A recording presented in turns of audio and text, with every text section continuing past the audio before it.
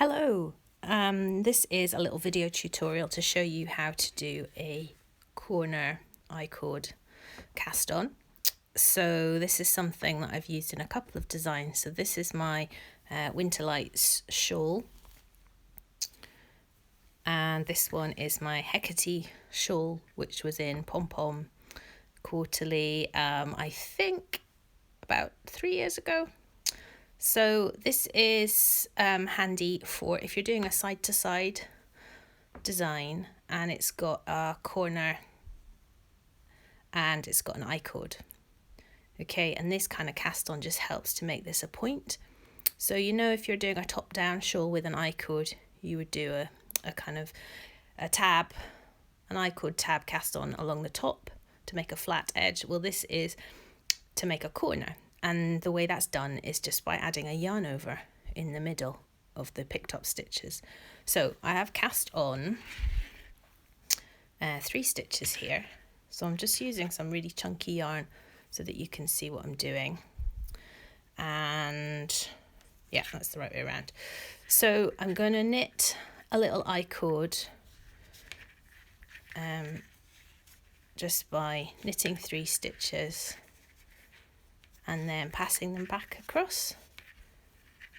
So for an I-cord, you're just always kind of working on the right side, and then when you knit this next row, your working yarn is coming from this end stitch to work this one, and that sort of joins up the 2 edges of the stitches, and that's what makes it into a cord. So,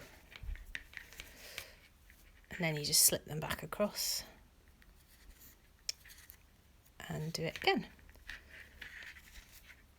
So this is pretty similar to doing an I-cord tab cast on, but it's slightly different because we're going to add a yarn over in the middle. So I think I did 3 rows there.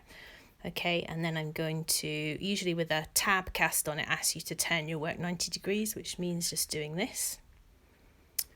And then I'm going to be picking up stitches along this little line of stitches here. Okay, and what I'm going to do, actually, I think I just need to knit 1 more row, otherwise I'm not going to have enough space to pick up. So let's just do 1 more. Okay, so now I'm going to turn 90 degrees, and I don't want to pick up in this one, just underneath my needle. So I'm going to pick up a stitch here in this one. So put my needle tip underneath the 2 legs of that stitch, wrap my yarn around, and then I'm going to miss this one out. I'm not going to pick up a stitch there, but instead I'm going to make a yarn over, and then I'm going to pick up 1 in the next stitch along. And now I need to pick up 3 stitches in the place where I cast on, which is sometimes a little bit fiddly. So always remember that you can take it out if it doesn't look right. So let's try picking up 1 here. Let's go for 1 here.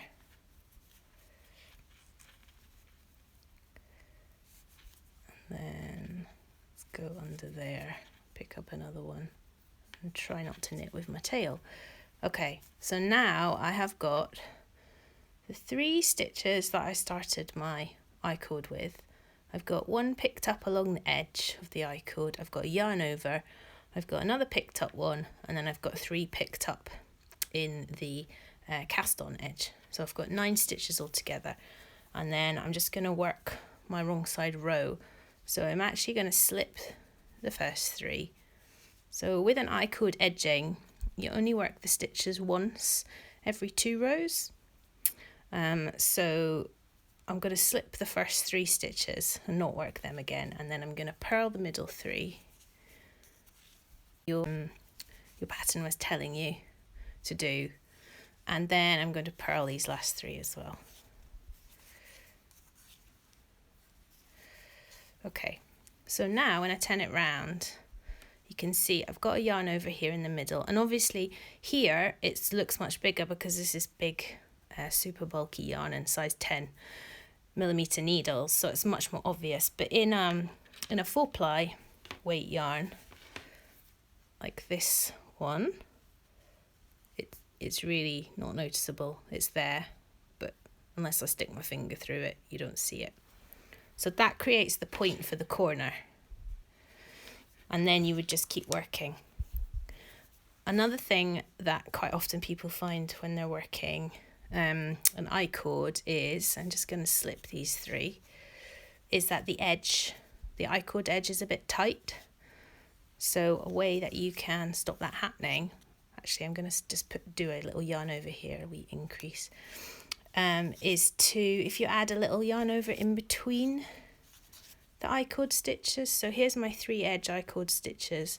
If I knitted the first one, let's say, and then I put a yarn over in, and then I knit the other 2, then when I turn around, if I slip this first one, the second one, and then I've got the yarn over here, just let that off, and the extra yarn that was in that yarn over will go into your I-cord stitches and loosen them off, because people often find it quite hard to make the I-cord loose enough so that when you come to block your knitting, the I-cord will stretch as much as you want it to for blocking.